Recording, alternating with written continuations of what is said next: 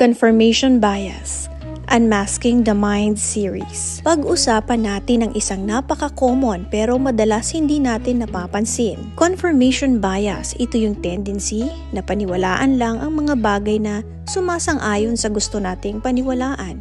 Halimbawa, kapag may issue sa politika, madalas mas pinapakinggan natin yung mga balita o post na tugma sa pananaw natin. Pero pag may nagsalita ng kabaligtaran, agad natin silang tinatawag na biased o hindi totoo.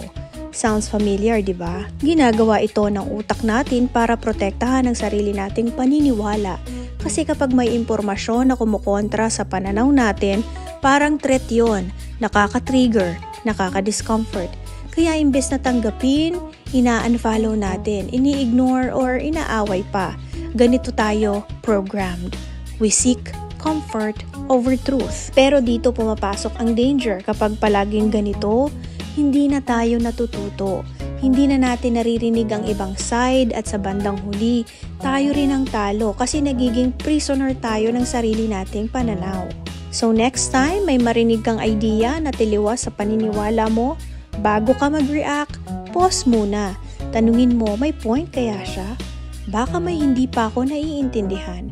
Ang tunay na katalinuhan, hindi lang sa kung gaano kalalim ang paniniwala mo, kundi kung gaano ka handang magbago kapag may mas totoo. If you like this kind of content, follow for more.